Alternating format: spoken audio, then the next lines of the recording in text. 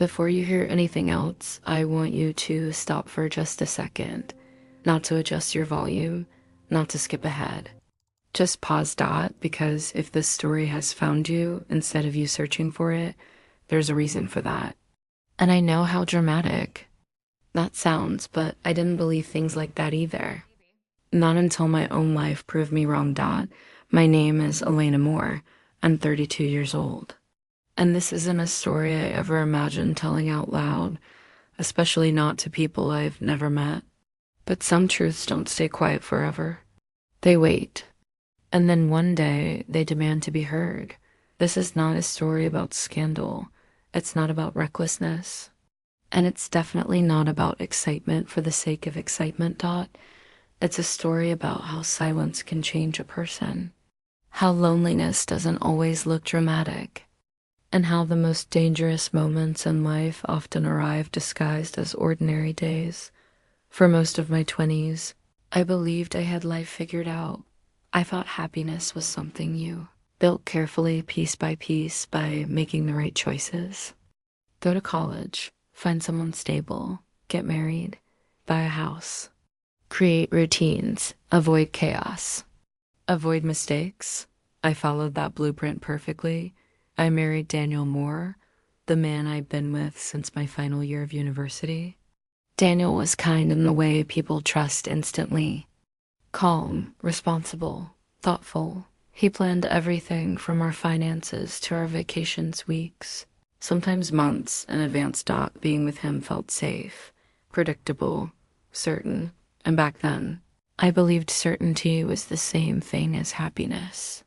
We moved to Portland, settled into a quiet neighborhood with tree-lined streets and polite neighbors who waved but never lingered. Our house looked like something from a catalog, neutral colors. Clean lines, furniture that matched without trying too hard. People admired our life. "You two are so lucky," they'd say. "You've got it all figured out." I smiled every time I heard that. What I didn't realize then was that our life looked perfect because nothing inside it moved out at first. The stillness felt peaceful. Calm evenings, quiet dinners, predictable weekends. Daniel would kiss my forehead before work every morning. We'd text about groceries, schedules, small responsibilities dot, but slowly, I didn't notice at first something shifted. Our conversations changed. They became functional instead of meaningful. We stopped talking about dreams. We stopped imagining the future beyond next month's calendar. We stopped asking each other real questions. I told myself this was normal. This is what adulthood looks like, I thought. Passion fades. Curiosity settles. Excitement belongs to younger people who haven't learned stability yet, but the loneliness that came with that belief, that part no one warns you about. Loneliness doesn't always announce itself. It doesn't knock. It seeps in quietly, like air through small cracks you don't bother sealing because everything still looks fine. I was still smiling, still functioning, still playing my role as a good wife, but inside, something essential was going quiet. I missed a version of myself I couldn't clearly remember anymore. Someone lighter, someone more awake, someone who felt seen, not admired, not appreciated. But seen dot, and that's when Noah Carter stepped into my life in a way I never expected. Noah wasn't a stranger. That's what makes this harder to explain. He'd been part of Daniel's life since childhood. The kind of friend who feels more like family. He showed up when something needed fixing, stayed for dinner when he happened to be around, helped without being asked. For years, he was just there. Background noise, familiar. Safe dot until one day. He wasn't dot. It happened on an afternoon so ordinary it almost feels ridiculous now. A loose cabinet hinge in the kitchen. Daniel was at work, running late. Noah stopped by to help dot. We stood in the kitchen while he worked, talking about nothing important. The weather, traffic, small talk dot, and then, casually, without thinking, he asked me something no one had asked in a long time. "Hey, Elena, how are you? How are you really?" The question caught me off guard. Not because it was deep, but because I didn't have an answer ready. I realized standing there that I hadn't asked myself that question in years. I laughed it off at first, gave a polite answer, said I was fine, busy, normal, but Noah didn't rush the moment. He didn't fill the silence. He just waited, and somehow that silence felt different. I found myself talking about things I usually dismissed, about feeling tired in a way sleep didn't fix, about dreams I quietly labeled impractical, about parts of myself I'd set aside to keep life running smoothly. Noah listened, not politely, not distractedly. He listened like my words mattered. And with every sentence, something inside me stirred slow, unfamiliar, unsettling. I should have stopped then. I should have changed the subject. I should have protected the life I'd built, but I didn't. Because for the first time in a long time, I felt awake, and I didn't yet understand how dangerous that feeling could be. After that afternoon in the kitchen, nothing in my life changed, and somehow everything did. The cabinet hinge was fixed. Noah left. Daniel came home late, tired, but smiling the way he always did. We ate dinner at the same time we always did. The television murmured in the background. The house settled into its familiar quiet. From the outside, our life continued exactly as before, but silence had shifted. It wasn't empty anymore. It felt charged, like it was holding something just beneath the surface, something alive, waiting. I told myself I was imagining things, that I was reading too much into a simple conversation, that adults are allowed to talk honestly without it meaning anything else. And yet, I caught myself replaying that moment in my head. Not anything Noah said exactly, but the way he listened, the way he didn't interrupt, the way he didn't rush to fix me. I didn't realize how starved I'd been for that until I tasted it. Days passed. Then weeks. Noah didn't suddenly appear everywhere. He didn't text me. He didn't cross any lines. That would have been easier to resist. Instead, everything remained normal. To normal. But now I noticed things I hadn't before. How Daniel talked at me instead of with me. How our conversations ended the moment logistics were resolved. How he loved me in a way that was reliable but distant, steady but closed. I hated myself for thinking these thoughts.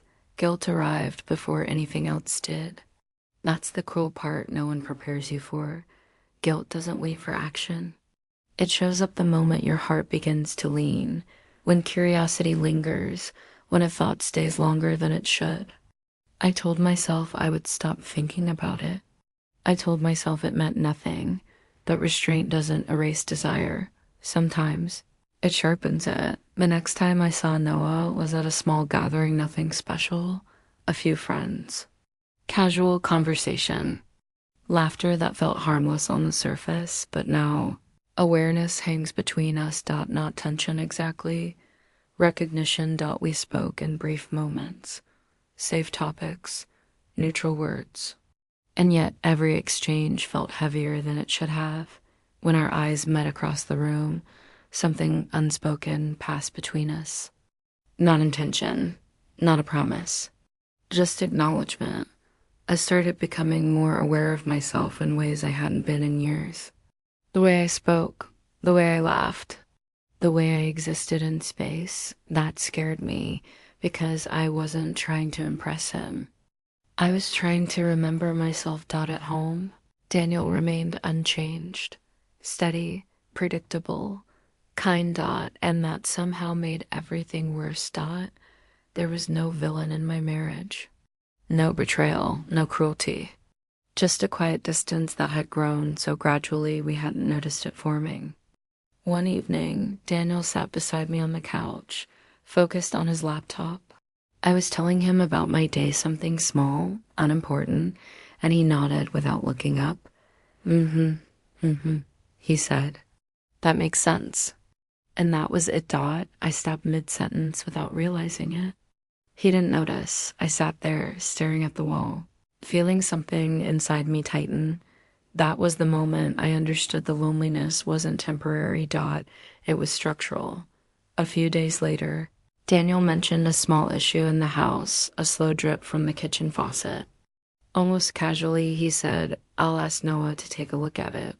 The words landed heavier than they should have. I told myself to stay calm, to be normal, to treat it like what it was, nothing.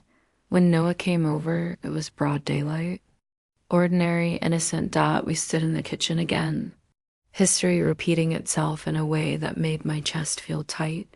He worked quietly, focused. I handed him a glass of water. Our fingers brushed, just briefly. It lasted less than a second, but something inside me shifted. The air changed. His smile faded slightly. The room felt smaller. We both noticed.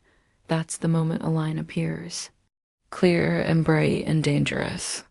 The moment you realize something exists that didn't before. Neither of just said anything, and that silence was louder than words. After Noah left, I stood alone in the kitchen long after the sound of his car disappeared down the street. My hands were shaking. Nothing had happened. And yet, everything had. That night, lying beside Daniel, I felt like a stranger in my own bed. Guilt wrapped around my chest, not because of what I'd done, but because of what I felt. My heart had already begun to move, and the body often follows long before the mind catches up. Started questioning everything. Was this what marriage was supposed to feel like? Had I mistaken safety for fulfillment? Had I gone numb without realizing it? I didn't have answers. Only an ache that grew harder to ignore. The breaking point didn't come with chaos or drama. It came quietly. Daniel told me he'd be traveling for work the following weekend. 3 days. 2 nights. Nothing unusual. And when he left, the house felt impossibly empty. That evening, my phone buzzed. A message from Noah. "Hey, I'm nearby. Thought I'd stop in and check if that faucet's holding up." We both knew it wasn't about the faucet, and I still said yes. When Noah knocked on the door that night, my heart was already racing. I told myself it was just nerves, that I was overthinking something harmless, that adults could be in the same room without anything changing. But the truth was, something had already changed. The house felt different without Daniel in it. Not empty exactly, just exposed. Like the walls had lost their purpose. Like there was nothing buffering my thoughts anymore. Noah stepped inside, shaking rain from his jacket. We exchanged polite smiles. Normal words. Careful distance. At first, we talked about small things. The weather, work, the show we'd both watched. The faucet still holding up just fine, but beneath every sentence was something unsaid. Pressing against the space between us. I could feel it in the pauses. In the way his gaze lingered just a moment longer than necessary. In the way my chest tightened when silence stretched too far. I tried to keep my voice light, tried to act casual, but honesty has a way of surfacing when you least expect it. At some point, without planning to, I said, "Do you ever feel like you're living a life that looks right, but doesn't feel right?" The room went quiet. Noah didn't answer immediately. When he finally spoke, his voice was softer than before. "Yeah," he said. "More often than I like to admit." That was it. That was the crack. We sat across from each other, not touching, not moving closer, but no longer pretending there wasn't something between us. I talked. More than I should have. About feeling invisible. About missing myself. About how loneliness can exist even when you're not alone. Noah didn't interrupt. He didn't steer the conversation somewhere safer. He didn't tell me what I should feel. He just listened, and then he said something that settled deep in my chest. "You're not wrong for feeling this way." I should have stopped him. I should have drawn a boundary right there. Instead, I felt relief. Because being understood, even briefly, can feel like oxygen after holding your breath too long. The moment itself wasn't dramatic. No sudden movement, no impulsive action, just a shared awareness that something fragile had formed. When our eyes met, the line between us became visible, clear, and unmistakable. I knew crossing it would change everything. And still, I didn't step back. The closeness wasn't physical at first. It was emotional, a quiet recognition, a shared understanding neither of us wanted to name. When it finally happened, it was gentle, hesitant, almost uncertain, not reckless. Not rushed. Just real. And the moment it did, the world tilted, not because of excitement, but because of the weight of it. I pulled back almost immediately, heart pounding. This can't happen, I whispered. Noah nodded. I know. And yet the damage was done. After he left, the house felt unbearably still. I paced the rooms, replaying every second, every word. Every choice, guilt wrapped itself around me, tight and unrelenting. I hadn't just crossed the line. I'd erased the illusion that it didn't exist. The next morning, I woke up beside an absence. Daniel's side of the bed was untouched, and somehow that made everything worse. I went through the motions of the day like someone wearing borrowed skin, smiling at strangers, answering messages, pretending I wasn't unraveling inside. When Daniel called that evening, cheerful and distracted, I felt something inside me break. I couldn't do this. I couldn't. To live inside a line, no matter how quiet or comfortable. It looked from the outside. The days that followed were heavy with dread. Noah and I didn't speak. We didn't need to. Silence carried enough meaning on its own. I started asking myself questions I'd avoided for years. Was my marriage enough? Had I stayed out of fear instead of love? Was loyalty about endurance or honesty? There were no easy answers, just consequences waiting to be faced. When Daniel came home, he hugged me the way he always did, familiar, warm, trusting, and I felt like I was standing on the edge of something irreversible. That night, I asked him to sit with me. My hand shook.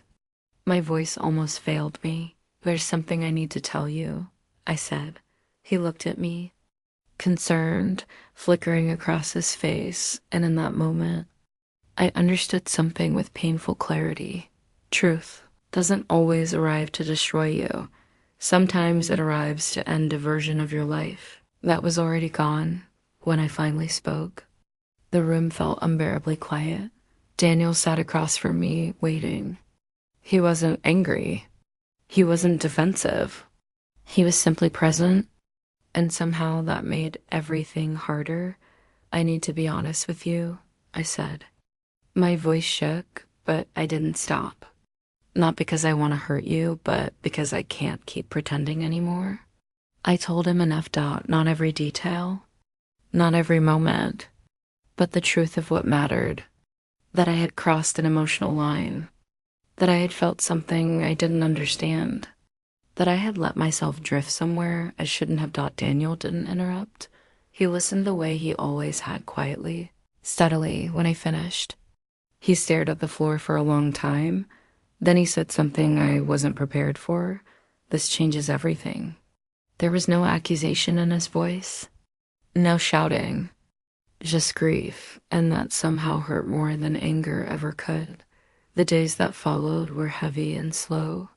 Daniel moved out temporarily, not because he hated me, but because he needed space to think, to breathe, to process a reality he hadn't chosen. We cried, separately and together. We really talked for the first time in years, about the life we'd built, about the parts we'd ignored, about how easy it is to mistake comfort for connection. We started counseling, sometimes together, sometimes apart. It wasn't about fixing what was broken. It was about understanding how we got there in the first place. I didn't run toward Noah. That surprised even me. Something born in secrecy doesn't survive without clarity. And before I could choose anyone else, I had to face myself. Noah stopped being a secret. He became a mirror, not someone who saved me, but someone who reminded me of the parts of myself I'd silenced to keep the peace, Daniel and I remained legally married for a while, not out of denial, but out of respect. Our relationship shifted into something quieter, gentler, honest in a way it had never been before. We didn't rush to label the ending. Some stories don't conclude cleanly. They evolve. What I learned through all of this is something I wish someone had told me sooner. Love isn't just loyalty. It's presence. It's a curiosity. It's being seen and seeing in return.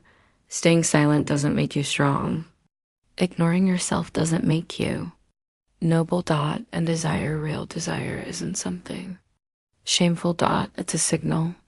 Message from the parts of you that are still alive. If this story stirred something inside you, if it felt uncomfortably familiar in ways you weren't expecting, you're not alone. There are so many people living lives that look right on the outside, while slowly disappearing on the inside dot. And if you're one of them, I hope this reminds you of something important. It's never too late to listen to yourself. Before you go, tell me this in the comments. Had you ever felt a quiet fire inside you, even when everything in your life told you to ignore it? And if stories like this matter to you, stories about truth, temptation, growth, and the cost of silence, subscribe to this channel. There are more stories to tell, dot, and sometimes the ones that change us the most begin exactly like this.